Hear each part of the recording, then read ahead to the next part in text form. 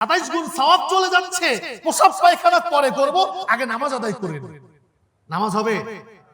এই পুরো নামাজের ভিতরে শয়তান আপনাকে শুধু খোঁচাখুচি করবে, এই তোর প্রসাব পেয়েছে, তোর পায়খানা পেয়েছে, যা নামাজ এই চেপে ধরতে হচ্ছে, একটু বিভিন্ন ভাবে নিজেকে আটো সাটো করে রাখার জন্য চেষ্টা করি কি করি না?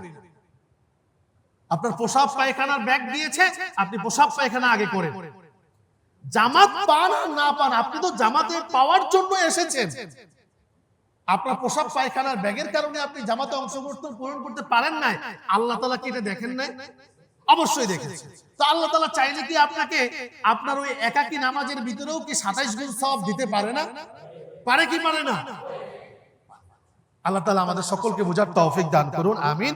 প্রিয় ভাইরা, সময় যেহেতু স্বল্প, ইনশাআল্লাহ বাকি আলোচনা আমরা আগামী জুমায় আমরা তৃতীয় পর্বের আলোচনা করব। অত্যন্ত গুরুত্বপূর্ণ আলোচনা, ঠিক কিনা বলেন? আজকে যে আলোচনাটা করেছি আমাদের জন্য উপকারী না অপকারী? সবাই বলে না, অনেকে মনে কষ্ট পাইছে মনে হয়।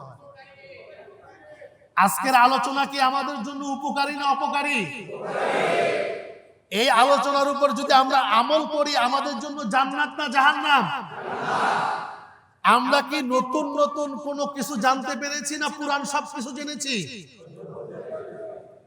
তার মানে সবাই জানে, ঠিক না? আমরা সবাই জানি বিষয়গুলো, কিন্তু আমল নাই। আল্লাহ তাআলা আমাদের সকলকে আমল করার তৌফিক দান করুন, আমিন। ওয়া আখিরু দাওয়ানা আলহামদুলিল্লাহি রাব্বিল আলামিন। যারা কাবলা জুমা পড়েনি, 4 রাকাত কাবলা জুমা পড়েনি।